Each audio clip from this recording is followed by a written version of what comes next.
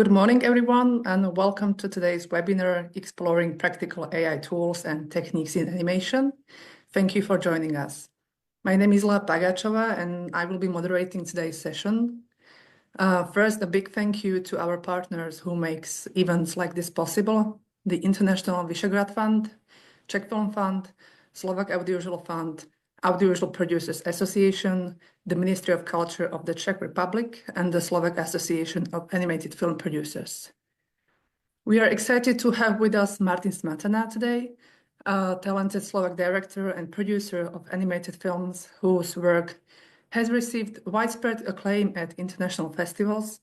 He's known mostly for his expertise in stop-motion animation and creating content for young audiences. In 2015, Martin's bachelor film Rosso Papavero premiered at Berlinale. 4 years later, he returned to Berlinale with his short film The Kite. And most recently, he co-directed film Hello Summer with Veronika Zacharova and won the Young Audience Award at Annecy this year. So I think we have a very interesting 60 minutes ahead of us. And before that, a quick note, this is a live session, so we welcome your questions. Feel free to post them in the chat or a comment section of this stream, and Martin will address them after this presentation. So without further ado, please join me in welcoming Martin Smatana. Martin, the floor is yours. Thank you, Lea. And also thanks to CEEA Animation for organizing this online format and also offline formats, all you do. Okay, I'm Martin. Hello, everybody. I'm director of animated films, or at least I try to do animated films. And in the very beginning, I should say that, I'm totally not an expert in artificial intelligence. I only started discovering AI just a couple of months back when I realized how much it can help me with what I already do.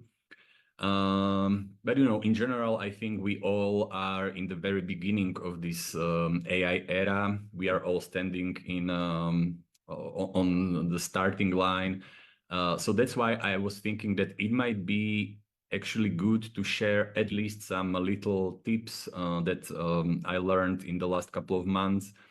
And in general, I think it's really good to, if people share how they use AI. But please understand that all the things that I will show you today are just pure experiments. I'm not any AI master. I just want to continue doing traditional animation. And yeah, I mostly do stop motion puppet films because I really like working with hands. I like that everything the audience sees on the screen is made of real materials, which you can touch and feel. And from time to time, I also do stop motion commercials for some brands. And for the first look, AI is absolutely not suitable for such a traditional handmade work. But some time ago, I realized that, my work is not only about moving the puppet like frame by frame, but this work also includes a lot of small preparation steps with which AI can already help me. So what really helped me was basically to write down a list of activities that I do in my work, and then think how I can use some AI tools to make some of these steps faster or more efficient. So in my case, part of these activities were creative, for example, trying to come up with some ideas, writing a script, feedbacks, consultations, drawing a storyboard, inspiration, references, drawing character design, choosing a color palette, animating, and so on, editing with editor. And some of activities are more like organizational, order in files, communication with the team, writing emails, production planning, working with tables, and so on. And when I had such an overview of the activities in front of me, I went point by point, and I was thinking about which of these things AI can help me with, like which tasks I can speed up, automate, possibly delegate, or where I can maybe save some money thanks to AI. And I found out that these, or actually any other activities, can be basically organized into 4 general categories, which are, the first one is working with text, working with images, with video, and audio, which means like spoken word, sound, and music. I even gave each category a specific color to make a feeling that this masterclass has some structure. All right, nowadays, there are like already hundreds of AI tools for each of these categories. I have tried, let's say 50, 60, maybe 70 AI tools over the last month. And today I want to show you just a few, like little tools or few tips that that I think might help you with some things that you already do. I try to choose those tools that are like easily accessible. They usually don't need to be installed on computer. You can start using them right away just from your browser as any other website. Some of these applications are free, some are paid, mostly about 10, 15, 20 euros per month. All right, so the first part is text. As you probably know, working with text in AI means that you write some text to the website. For example, it can be a question or prompt, and the website gives you the answer back again in the form of text as well. That's why this process is called text to text, obviously, and it's very similar to chatting with someone. That's why these programs are also called chatbots.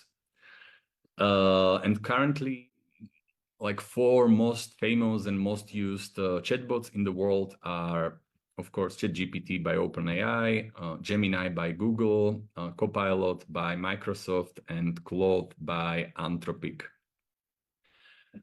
So each of them has different advantages. Each is good for a different type of tasks. For example, if I needed an answer with a link to a source, I probably wouldn't look for it on ChatGPT, but either on Copilot or maybe Perplexity, which is the fifth one, the other tool. Or if I needed to generate a text which is several pages long or even few dozens pages long, I would probably go to Claude by Anthropic.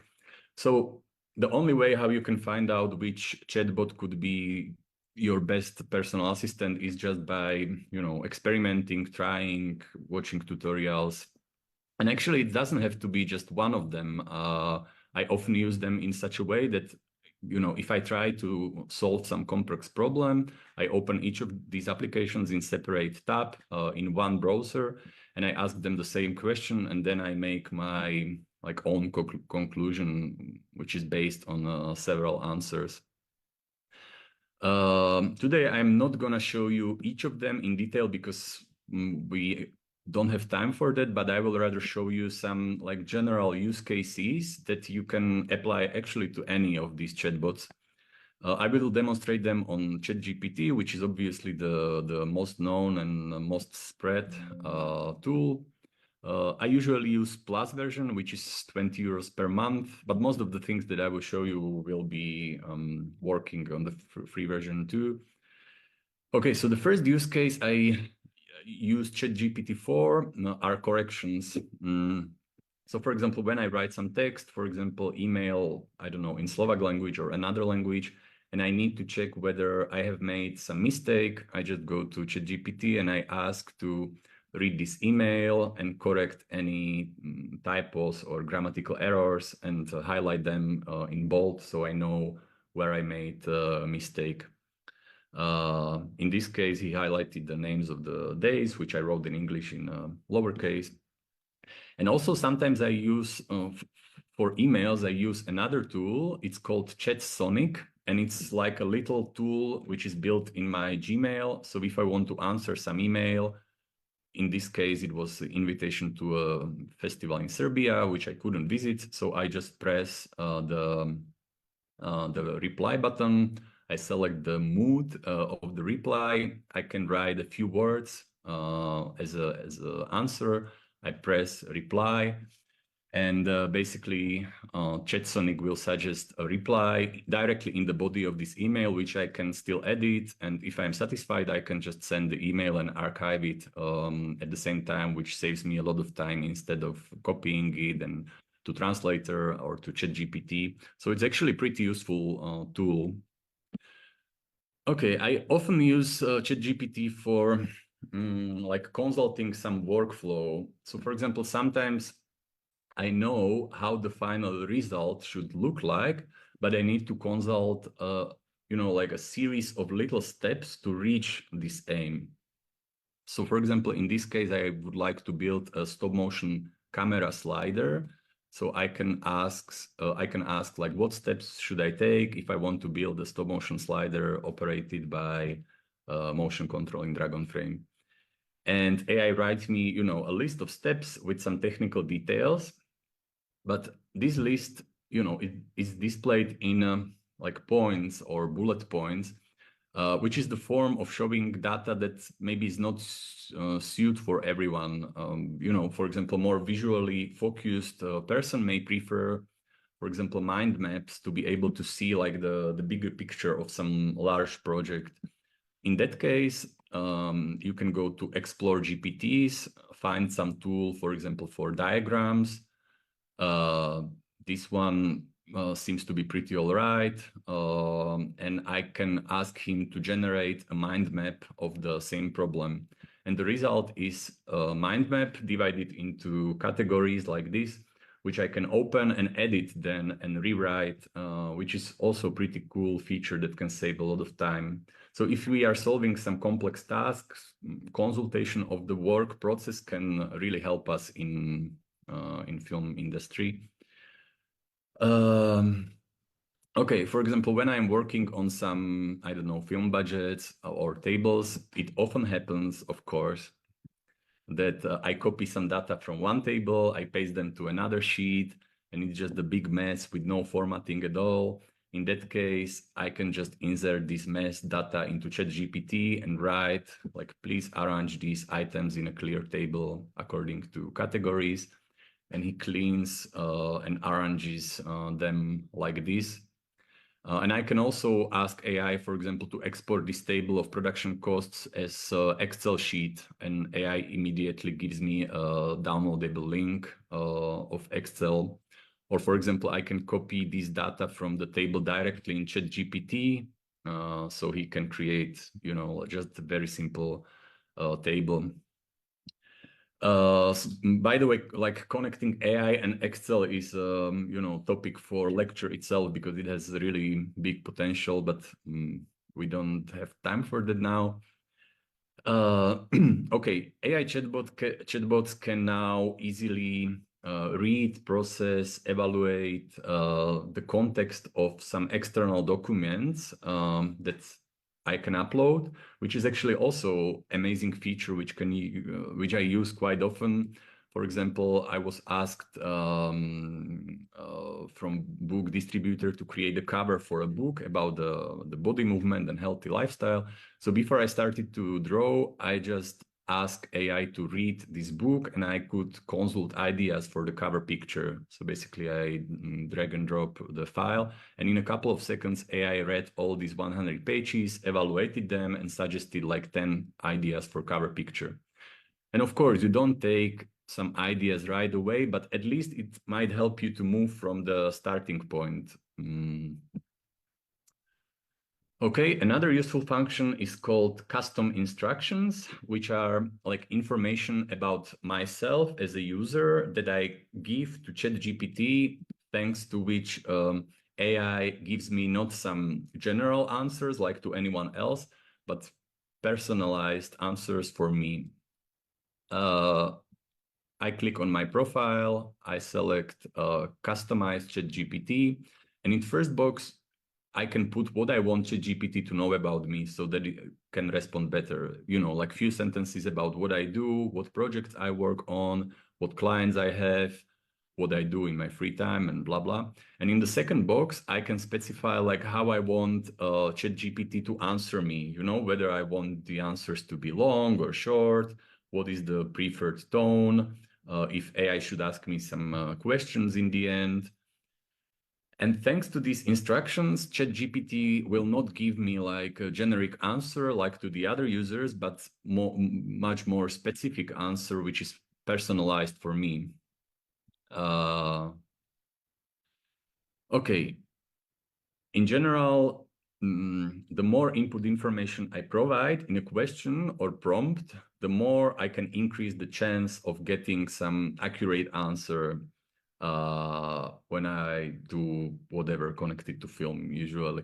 So for example, if I'm solving some, I don't know, complex problem, it's really worth spending some time creating a prompt, because even the prompt itself can be made up of like, you know, smaller parts. For example, in one question, I can specify like what role should the chatbot play. I can give him some context, which is the like basic input information. I can describe my goal, how the finished result should look like. Then I give him a task, like what to do. I can describe which format I want to receive the result. And at the end, I can give an example. And if I construct the prompt from these parts, you know, I give him a role. For example, imagine that you are a senior product marketing manager. Then I can give him a context. I own advertising agency. I specify my goal, so he knows what the result should look like. I give him a task, which usually starts with some verb to know what to do, like generate, analyze. I can describe the format that I want to receive the result, list, table, email. And then I can give an example of, I don't know, in this case, some successful campaign by inserting a link. And when I build the prompt like this, I can really rapidly increase the quality of the response in any chatbot, not only in ChatGPT. Okay, and the last use case, ChatGPT can now easily analyze images and soon even videos that I insert into it. I used it, for example, when I was working on my last film, Hello Summer. I was preparing a scene with the coins, and I found some old coins at home, but I couldn't identify where they were coming from. So I took a picture, I dropped it to AI and asked like where these coins are from. And ChatGPT identified that it is Amharic writing, which is the official writing in Ethiopia. Or, for example, I made a mood board of the plants that I wanted to have in the film, but I didn't know their names. So I took a picture. I uploaded a picture and asked AI to write the Slovak and Latin names, so the production will be able to buy them. And AI was able to analyze the shape of the leaves, color, size, compare it with millions of pictures of other plants and give me their names. Yeah, so these were just a couple of use cases that I use Chatbot for. But in general, I believe that they can really save a ton of time, even for such a, you know, creative profession as animator is. Okay, so it's now, let's move to the second chapter, which is images. So working with images in AI like could be divided into two phases. The first is creating or generating those images, which means that I ask a question in the text form and I get an answer in the form of image. That's why this process is called text to image. And when I already have created some images, I can use AI to edit them. Yeah, so let's first look at the first one, which is image generation. Again, there are like, you know, dozens of tools for this. I will show you three that I use the most. The first one is Dall-E, again from OpenAI. The second one is Midjourney, and the third one is Firefly by Adobe. So if you primarily work with visual materials, I really recommend just experimenting with them, because each of them is good for a different type of activity. Which one you use the most also depends on what you plan to use the image for. So for example, if we need an image that doesn't have to be like super realistic, it can be some storyboard or graphics or some scheme. So Dall-E is just the perfect tool because it's part of ChatGPT and it's also relatively cheap. On the other hand, if you want to get like very realistic outputs with beautiful lighting and shadows and materials, the best tool currently on the market is definitely Midjourney, but it has some other disadvantages, mostly that it's pretty expensive. And if you are working with Adobe Creative Cloud, Firefly is just a great tool. So as I said, the huge advantage of Dall-E is that it's integrated into ChatGPT, exactly where we used to write text commands. The only thing we have to specify that we want to get an image as an output is that we generate an image or design a poster in retro style showing rocket journey to Mars. And in a couple of seconds, Dall-E gives us a picture of of a movie poster, in this case, based on the description. Or for example, if I'm designing some new character for building a stop motion puppet, I can ask AI to generate how the character might look like from the front, from back, from side, which might, be helpful for puppet building. But sometimes I don't know exactly like how to write the right command. So I can just tell AI that I would like to generate some image and please create 5 different prompts in English that I can use for generating. And AI writes me the correct commands that I probably wouldn't be able to formulate that way just myself. And now I just can copy these commands and use them to generate an image, in this case, image of city built from fruits and vegetables. And, of course, these pictures are not really like final output, but it can be really helpful for me as a reference before I start building a city from real materials for puppet film. As you can see, these pictures are, they are okay, but they are not like, like hyper realistic. A typical feature of Dall-E generated images is that there is this strange fog. But on the other hand, it's great tool for generating images as an inspiration or for art designs, game design, book illustrations, etc. But if you want to get some more realistic images, the most suitable tool on the market is Midjourney, which I use the most. These are the couple of images that I created using Midjourney. I really enjoy experimenting with and testing, like how the environment in a public space would look like if houses were covered with fur or hair or such a, like colorful grass. Which wouldn't be probably very practical when the weather changes, but or if the buildings were covered with such a large veils. This is a concept design for a commercial that we will do for some network of fashion brands. And my goal will be to move these images so these veils, that the fabric in the video gently blow in the wind. And yeah, I like just to experiment with the creative use of AI in images, especially in cases which would otherwise be almost impossible to create, like who would wrap the house into some big foil or the bus. So yeah, so when I'm creating these images, I try to combine some reality with fiction, especially in the interaction of some weird architecture and the real environment. I created these images as a mood board and references for one campaign for some outdoor brand where the client wanted to show like mountain cottages and huts made of sleeping bags and tents and durable outdoor materials, and later again move them in the wind. So I generated these images, all these images in Midjourney. Basically, you can generate pictures directly on the website. You go midjourney.com by just simply writing the prompt. And at the same time, I can look at all the previous images that I generated in the past, and I can also remember what prompt I used to create them.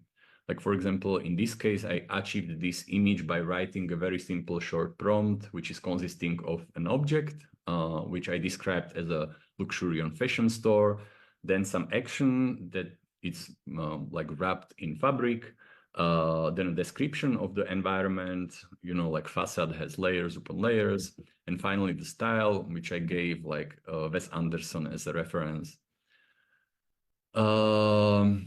Yeah, and in this way, I created, for example, portraits of 12 Slovak changemakers for Forbes magazine. These are people who are like changing Slovakia for a better place. They are some scientists or founders of some initiatives.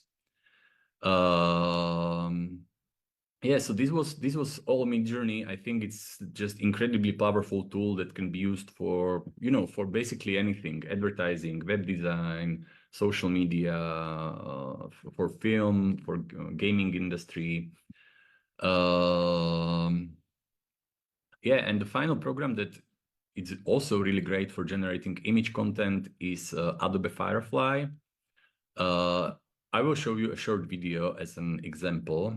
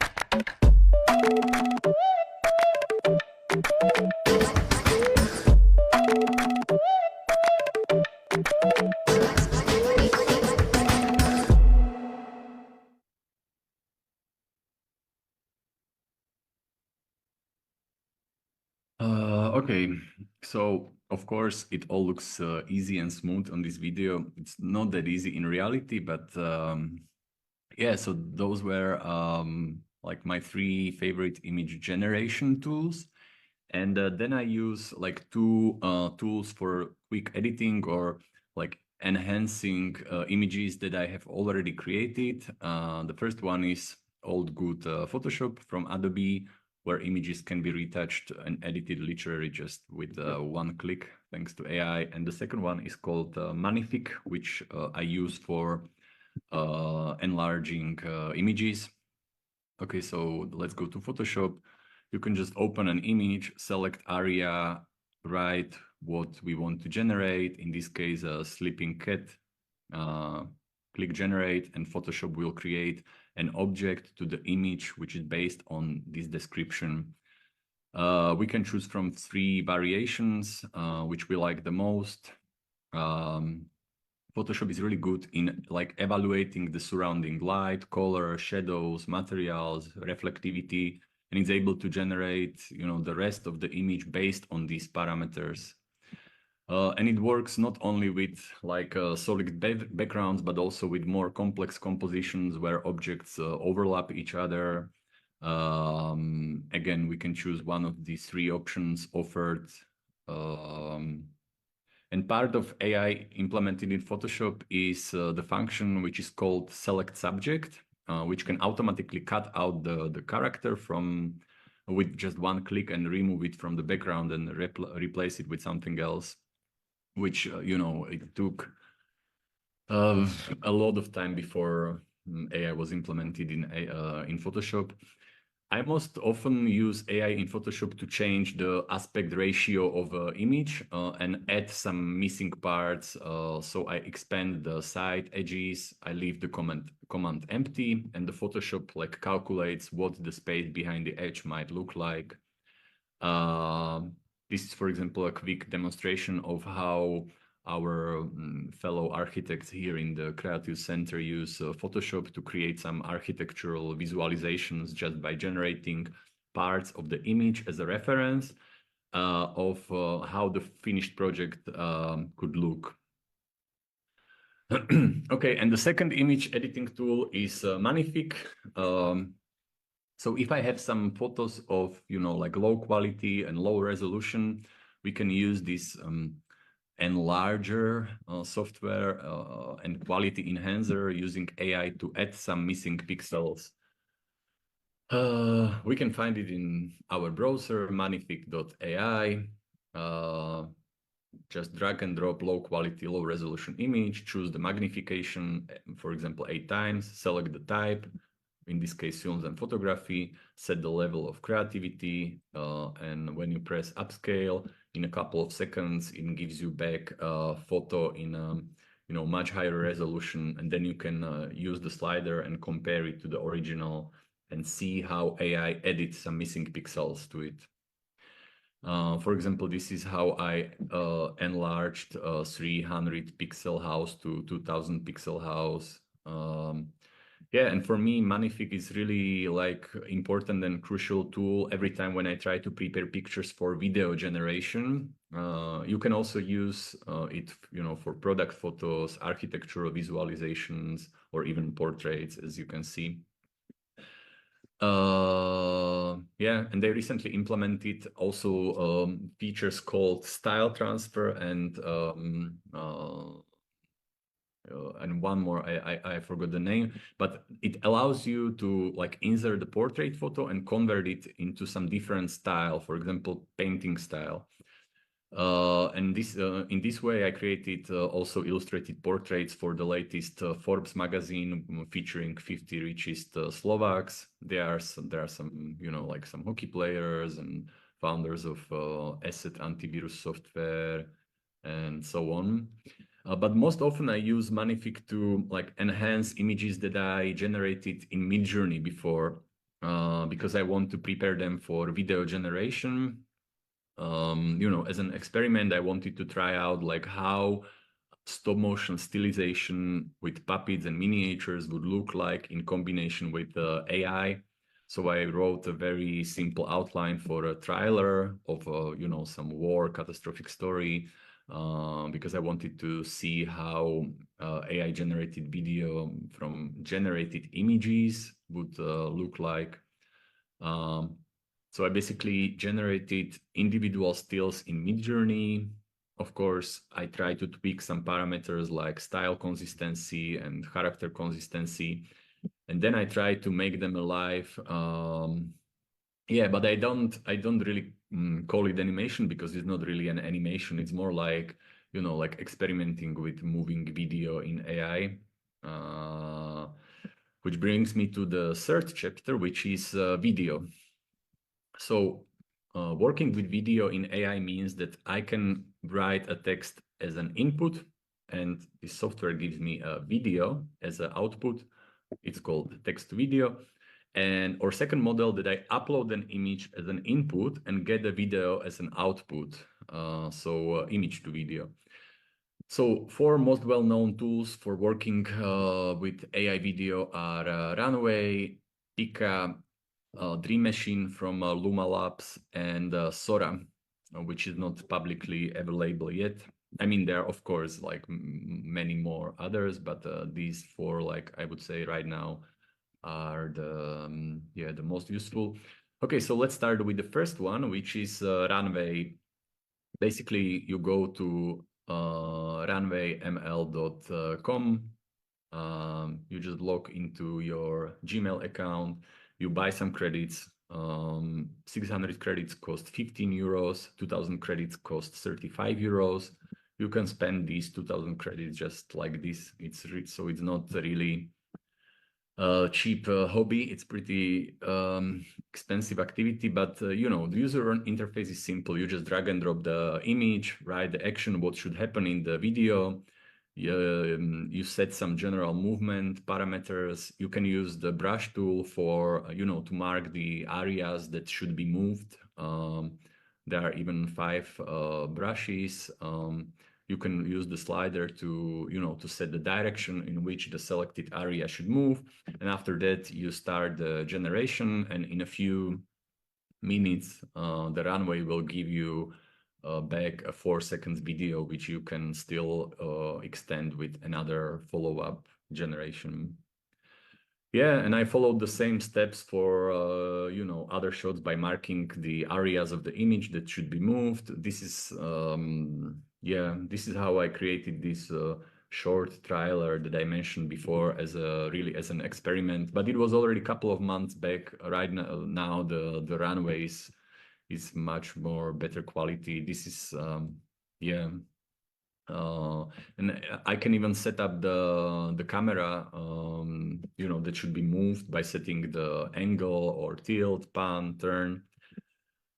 And as you can see, the quality of the generated video is still, quite poor. But on the other hand, when I consider that this AI video generation was released just really maybe 1 year ago, it is only the matter of time when AI generated videos will have, very, very high quality. Anyway, I can show you this little experiment of how I tried to combine miniatures with AI video a couple of months back.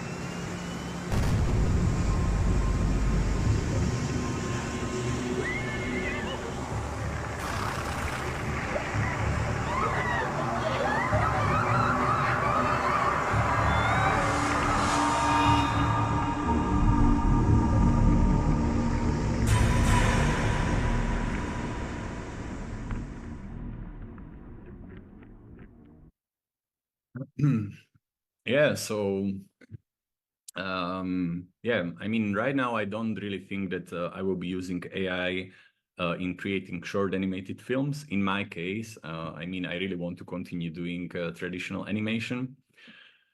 But where I can see some pretty good use of AI can be actually commercials and advertisements for maybe for some brands. For example, with my friend and his graphic designer, Michal Slovak, maybe some of you know him.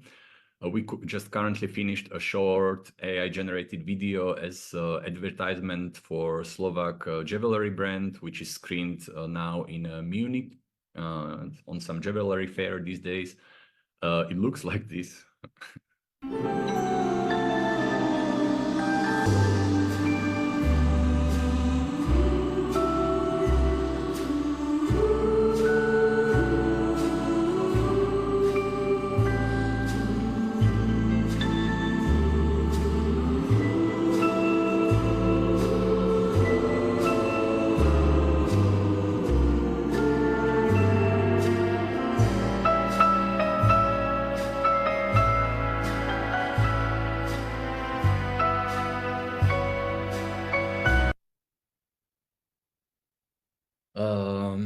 Yeah, and this is another example of how some brand commercials are already made by AI.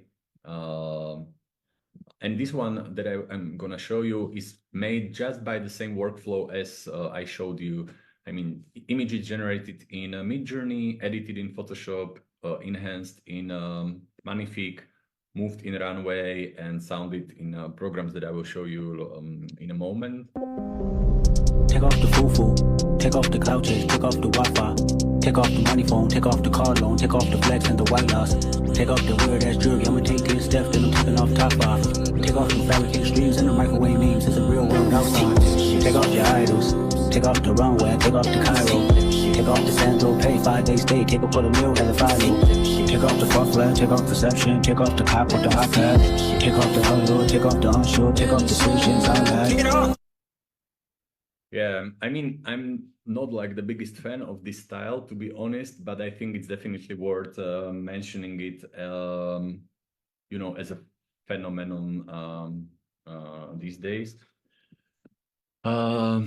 Okay, and basically all the other video AI tools work more or less the same way as Runway. So for example, you upload an image, write the action, set parameters, and generate videos. In Pika, you can play with the lip sync.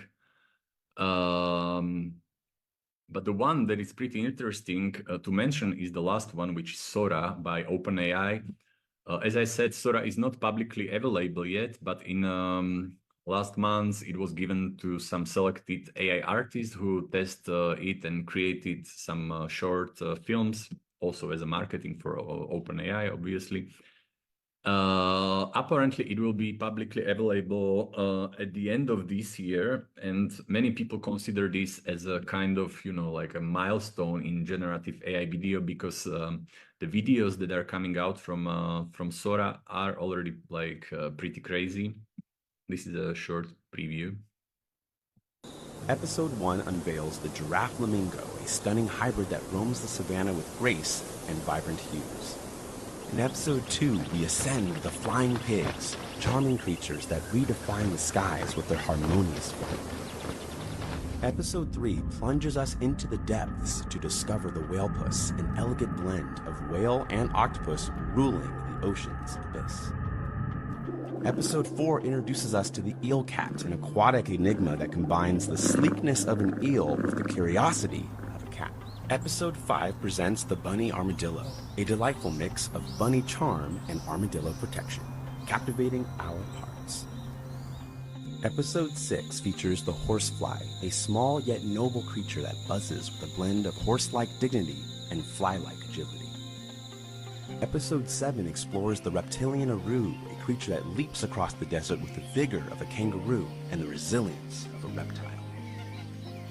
Our adventure culminates in Episode 8 with the fox crow, a fusion of fox cunning and crow freedom soaring through the forest's enigma. Yeah, so yeah, pretty bizarre, but okay. And the last one, fourth chapter is, and it will be already pretty short, it's audio. So 3 tools for working with audio. This is the Polish startup called 11 Labs, Auphonic, and Suno. So 11 Labs is used to generate human speech. So for example, if you are making a video where you need to have a spoken word and for some reasons you are not able to record it on microphone, you can ask AI to read the text in some voice. So basically you go to 11labs.io, you copy, paste, you know, the text you want to tell. Then you choose a voice which read the text. Yes, sorry. Yeah, you can choose the voice. Okay, so you're not going to believe this, right? So Ideas are the beginning points of all fortunes. And then you generate the spoken words. Otvárame laby pre všetkých technologických nadšencov, študentov, kreatívcov, umelcov, dizajnérov a verejnosť, ktorú zaujíma využitie najnovších technológií v tvorivom procese. Okay, this was Slovak, but you can basically use any language, just simply translate it through DeepL, which is alternative to Google Translate, put the translated text to 11 Labs, and again, choose the voice. We are opening our labs to all technology enthusiasts, students, creatives, artists, designers. This is how the same text would sound in German. Wir öffnen unsere Labore für alle Technologiebegeisterten, Studenten, Kreative, Künstler, Designer. This is French. Nous ouvrons nos laboratoires à tous les passionnés de technologie, aux étudiants, aux créatifs, aux artistes, aux... Yeah, or for example, if you are making some commercial advertisement for Chinese market, 11 Labs can make a voiceover for it. If Wo men jiangxiang soyu jitu ai haote, chuesheng, chuangyi renyuan, yijujia. Okay, and I mean, like this generated spoken word by itself sounds pretty, empty, but when you combine it with some music, it can really become a pretty useful tool. Otvárame laby pre všetkých technologických náčencov, študentov, kreatívcov, umelcov. Yeah, I mean, especially, for some promotional video, instructions, tutorials, whatever. So for example, now I am working on one animated video for the dental clinic in Bratislava, and this voiceover in different languages will be, made in 11 labs. So the second tool is called Auphonic, which can edit the sound quality of any video or audio to sound like it was recorded in a professional studio. So this is some older video that I recorded on a busy street with cars, and my goal was to remove the surrounding noise. So this is how it sounded. Čaute KCTčkári, testujem hlučnosť zvuku na Rušnej ulici pri našom krásnom štúdiu. Okay, and so to remove this ambient noise, I used Auphonic. I signed it with a Google account. I created new production, uploaded a video to it. Yes, and then I selected, speech isolation or isolation. I checked like to remove the breaths, and I started a cleanup, and after a few seconds Auphonic gave me back the video and audio track. So once again, this is what the original recording sounded like. Čaute KCTčkári, testujem hlučnosť zvuku na Rušnej ulici pri našom krásnom štúdiu. And this is how Auphonic was able to clean it. Čaute KCTčkári, testujem hlučnosť zvuku na Rušnej ulici pri našom krásnom štúdiu. Yeah, so I mean, this tool can also be very helpful when you, for example, record some video conversations in some noisy environments, or when you are shooting a film and you don't have the best conditions, or even podcasts, or whatever. Okay, and the last tool I will show you today is called Suno, and it generates music. It works on the principle text to music, which means that I give a text as an input and it gives me back music as an output. And we already know that Suno can generate really nice, like, instrumental music for films and videos. But this time I gave him quite more difficult task, and I let him not only to compose the lyrics to the song, but also to sing it. So suno.com, create a 90s retro disco song about CEE animation, and I copy pasted the link with the text about CEE animation, and I let Suno to make a song from it. And this is the result.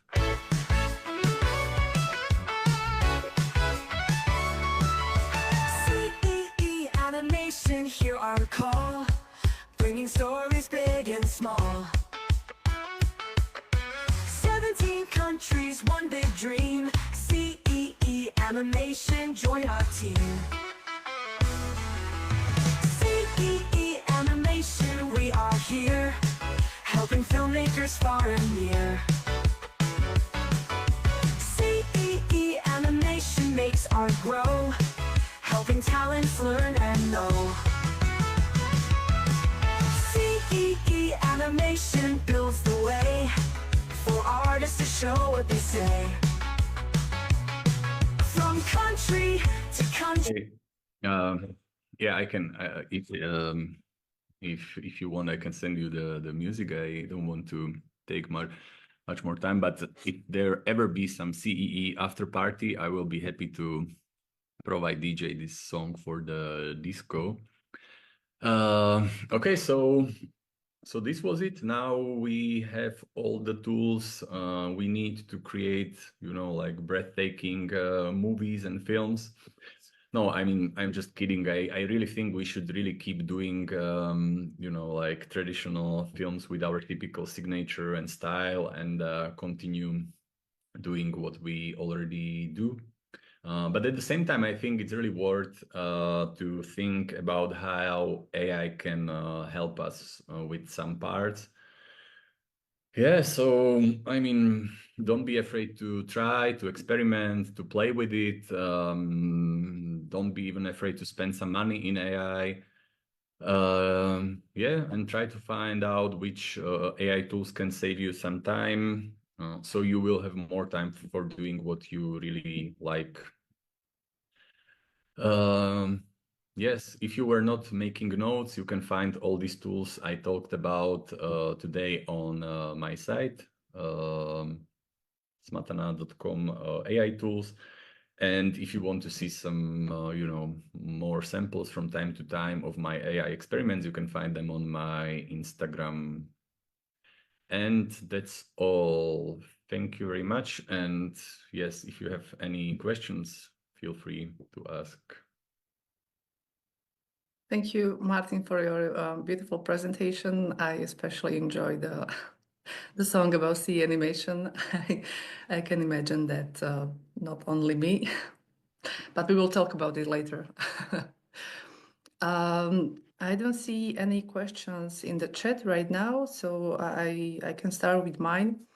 And one of them is definitely, as I see that you are experimenting or using AI tools a lot, and you are providing AI a lot of information about you and your style and work. So my question, of course, is if you are not afraid that something will know a lot about you and your style, which is something very like personal. But Oh, yeah. yeah. Yeah, I mean, it's a very good, good question, and I think about it quite a lot. I had some period of time when I was pretty, you know, like kind of, Paranoid. yeah, paralyzed and scared that what to provide to AI. But now I really, really think like I'm pretty, yeah, I don't try to provide too much information. I mean, I really choose and care what to, for example, put to ChatGPT as a custom instructions, or what images I upload as a reference. But yes, I mean, it's hard. This is the topic for the lecture itself. I mean, I was thinking if I should include it to the lecture, but there are like already tons of articles online about the safety of AI, and I didn't want to touch this topic because anybody can read it. But it's definitely a topic, yeah. And also like the moral aspect of using AI, it's for 10 hours masterclass. And yeah, I think we will be talking about this topic a lot in the next few years, definitely. yeah. We have a question in the chat. Do you use any AI tools to improve working on storyboards? And have you tried to write a script with the use of AI? Okay, so the second question is that I was not writing the whole script, but I was more like brainstorming ideas with the different chatbots. And I was, you know, when I was stuck somewhere in the process of thinking about the story, I just, you know, copy pasted, for example, a synopsis of the film that I was working on, and tell him what is my problem, which I cannot solve. And it's more like a consultation tool which can help you move forward from the point where you're stuck. But for writing the script, I'm not really sure. I mean, I really want people to be thinking about ideas and creating stories. And for storyboarding, I know that there are a couple of tools that already use artificial intelligence. I was using Midjourney for generating separate individual frames, and I used one or two tools that are mostly for generating storyboards, but I didn't get really nice results. You know, there are some tools that you can just copy paste part of your script and tell him like, please create a storyboard of this scene. But yeah, I much prefer to create individual shots and then put them together in the form of storyboard. We have a comment from Animation Germany about your great presentation, and they think you are very cool, that you provided a very cool overview of AI tools. Thank you. And then we have a comment with questions. You can become a one-man army with this kind of tools, but what about the implications this creates for creatives that would be otherwise part of the creative process, but they are being replaced? You want to stay analog when creating your animated films, but you are using these tools for commissioned work. What if advertising companies started creating short animated films with AI? Do you consider it to be okay? Well, that's a tough question. I mean, in the last 2 years, I was thinking like, what is my approach to AI? And it was changing from time to time. I went through the phase when I had really like FOMO, when, you know, that you are losing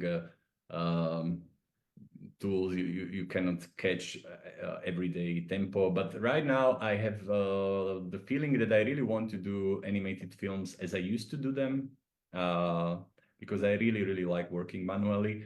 But what is my goal to... So for example, every day I watch some AI tutorials, I don't know, when I'm brushing my teeth or having a dinner, and I'm watching them because I want to explore the tools that can help me make some things that I don't like that much, for example, administrative work or organization work, to make it much faster or more effective. So me personally, I have more time for doing things that I like to do and not those that I have to do. So, there are definitely studios that many creative positions will be replaced by, or not replaced. I mean, that these people will start using AI tools to make some processes faster. It's not like will be replaced by robots, or I don't know. I don't think this way. And people that I work with on my previous films, I really want to work with them in my future films. So yeah, this is my approach to this problematic right now. Yeah, I think we can all agree without no doubts that animation is very time consuming. So anything that can make it like a slightly less time consuming can be, I think, appreciated, because we love what we do, but sometimes it's just too much. I would say. And I can imagine that there might be some pretty useful tools, for example, for coloring or contour color or making outlines, which quite often can be very manual and repetitive work. So these, I think it's pretty okay to use some AI tools for making repetitive work of coloring, bucketing. So yes, it really depends on the case. Yeah, the technology is basically evolving like every day. And now you said that the animation you are doing, you wouldn't like use this video tools for your animation, your like author work. But in the future you can. It's probably because of like lack of some qualities that you need for your own work, but I can imagine that in a few years there might be some like huge improvements that might like make your work a bit easier. Mm-hmm. Probably yes, but I do what I do because I like the process and I don't want to speed up some things that I love to do. So I really want to, feel the touch of the wood, of cottons, of fabrics, and all these kind of materials, and it's not replicable by AI. I just want to speed up some things that I don't really enjoy doing. So, for example, yeah, as I said, writing emails, administrative work, and so on. But yeah, I don't really see the point of replicating what you like to do by some machines. I mean, this is the beauty of the process, no, of this what we do. But of course, this is just my point of view. It's not general objective opinion. Yeah, but I definitely agree with the texts and emails and formatting. Yeah, this is all the stuff you can like spend hours on, but yeah, it's nice to have a friend that might help you this way to speed up the process. Maybe I wanted to say one more thing about these AI tools, and it's just, now we are talking about AI last 2 years, but they were AI tools implemented in various softwares for like last 5-10 years, in basically any software that you can think. I don't know, in the Nuke, in the various post-production softwares, there were some AI features that, we already didn't know that it's called AI, and we were using it for like many years before. Yeah, and maybe I will ask you a question about the time that you spend on working, for example, on some visuals with AI, because when you were presenting to us, it was like very easy and simple, just write some, information, and the AI will help you to create a beautiful posters or visuals for the magazine you worked. So my question is like, how much time did, for example, this commission work for Forbes, this like personalities of I think it was like personalities of Slovak. Yeah, one of them was 12 Slovak change makers. The other one was the people. It took me some time to come up to the point when Forbes magazine was satisfied with how it looked. So yeah, I just now showed you the final result, and as I went through slides, it looked pretty easy. But of course, it was, I don't know, 30-40 hours to come up to the stage when I was satisfied. Of course, you burn quite a lot of money to get to this point, and it's just experimenting, and I don't know. I really like exploring and learning these things, even though some of them are pretty expensive. But yeah, it doesn't go always so smoothly as it looked in this presentation. But I just made it because we had limited time, so I wanted to show you as many tools as it's possible. But yes, if it would be workshop and we go like step by step, it can be longer. Yeah, maybe when we are talking about this, I will also have one question. We were talking about the positives of AI tools. How can it make your life easier a bit? But also, I can imagine when you said that you were working like tens of hours on some works, like what are the downsides or some frustration that you had with working with AI?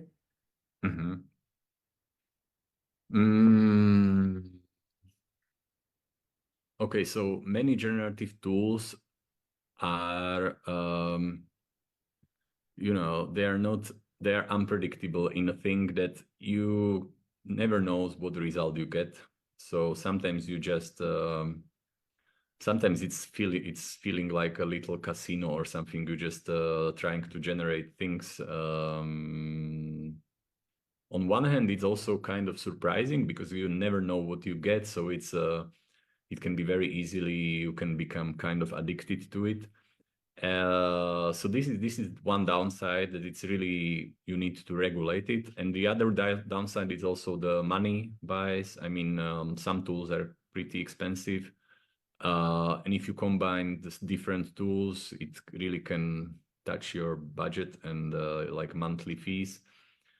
And the third one is probably this constant FOMO effect. Now I can deal with it, but it's going so rapidly fast that you cannot catch the tempo, and I try to watch some tutorials from day to day, and basically every day there are some new AI tools coming out and being released.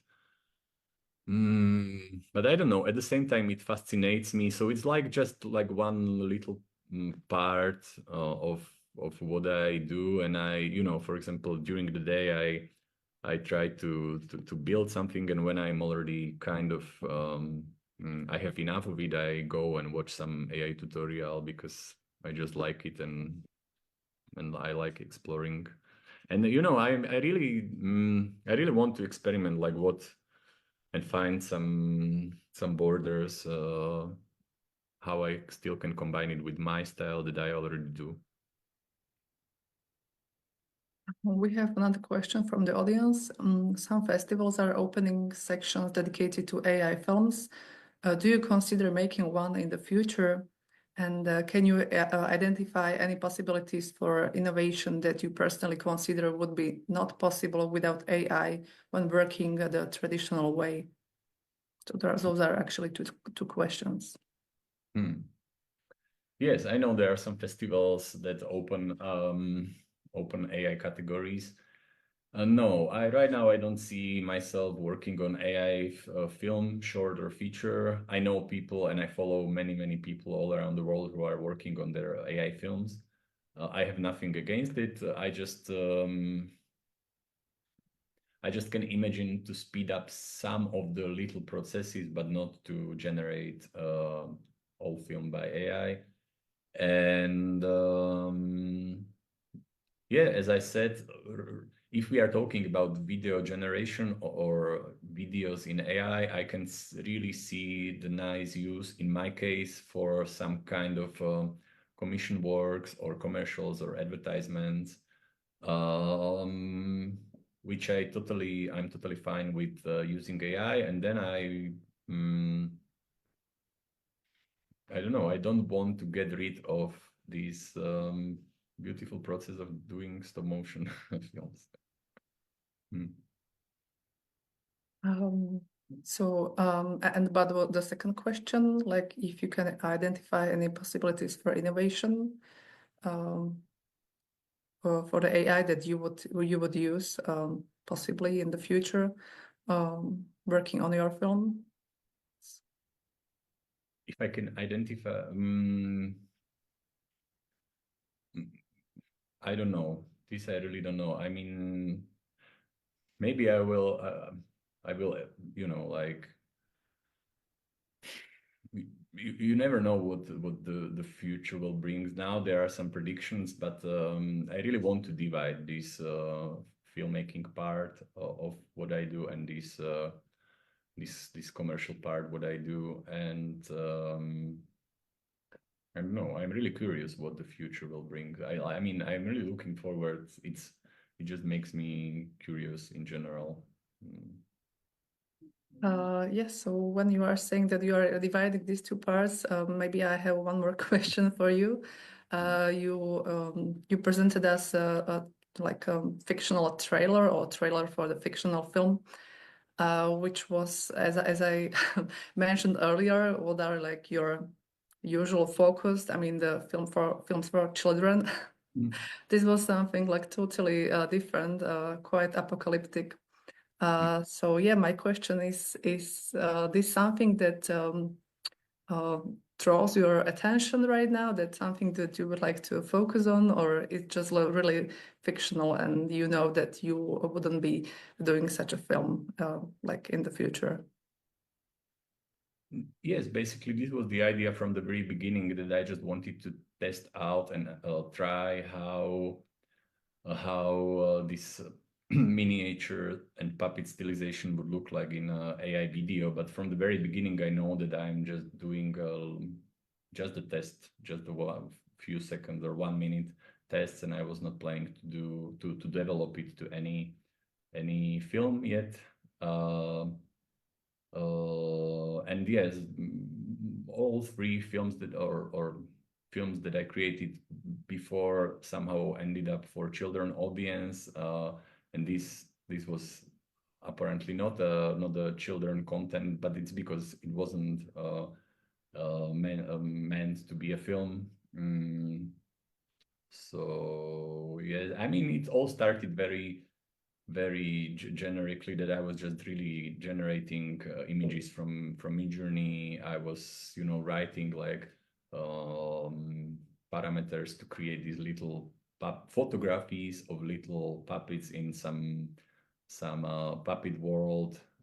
They were fighting and so on. I mean, things that I would never probably do in stop motion. So that's why it's, for me, nice to try it at least in AI. But yeah, I mean, I'm not planning to present myself with this material. It was just to see what these tools can do now. Yeah, that was my point. Actually, I thought that it's just like this, that you are trying something that you wouldn't actually develop in your career. But maybe we will see what the future will bring us. Yes, exactly. So it looks our time is up, and I don't see any picture any questions in the chat.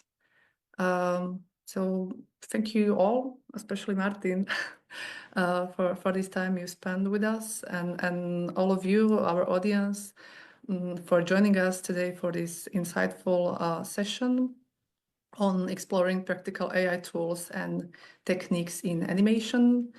Thank you, Martin, for sharing all this information with us and giving us such a fascinating look into the creative potential of AI animation. And we hope you are living with new ideas and inspiration how to integrate these innovative tools into your own projects. So thank you, and we look forward to seeing you at our next event. Have a wonderful day, and goodbye now. Bye-bye.